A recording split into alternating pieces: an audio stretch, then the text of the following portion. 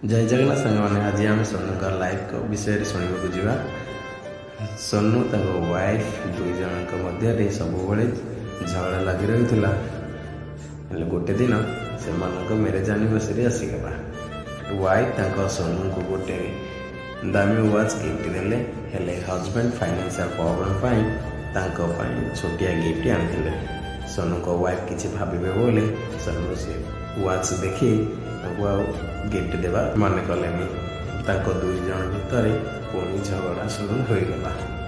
तार नेक्स्ट दिन wife friend birthday को जीवाई सोनू को कहला रेडी हाँपाई। सोनू तर पुराना कपड़ा पिंधि रेडी होगले। वाइफ ये सब देखी रागी गले और सोनू को इंसल्ट करेंगे। सोनू रागी जाई नुआ कपड़ा पिंधि पार्टी को बाहर पड़े। सका उठे हजबैंड वाइफ को सरी मारे बट फाइनेंशियल प्रॉब्लम जो Sonu bank total money withdrawal करने को निष्पत्ति नेला। हेले वाइफ मन करें कहले ए सब कर कौन अच्छी मो पापा को कही मु सब प्रॉब्लम सॉल्व करदेवी। ए कथार सोनू सहमत न हो मना करदे वाइफ को। पुणी ए कथा को वाइफ भी सोनू के साथ झगड़ा करे रागी जाए शोई पड़े। ये सब देखी माँ डाकिले दुई जन को कहले गोटे दुईटी गछ लगे गोटे घरे आ गोटे बाहर हेले दुईटी जाक मरीगला।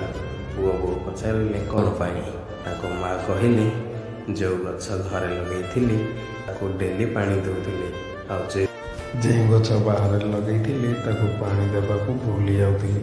पुओ बो कहले घर लगे गचरे सूर्य किरण पड़ी नथिला और बाहर थिबा गचरे सूर्य किरण पड़ूला बट पानी अभाव थिला तेणु दुईटी गछ मरीगला। यह शुणी सोनू को माँ कहले ठीक सेमिति आम लाइफ गोटे ठीक सेमिति गोटे गछ को जमी जल आ सूर्य किरण दरकार सेमिति आम लाइफ अंडरस्टांडिंग रहा निहाती आवश्यक। ताहले जाई आमे गोटे आम लाइफ को एक सफलता दिगरे नहीं पार। ये स्टोरी जब आप भल लगे चैनल को लाइक शेयर सब्सक्राइब करते।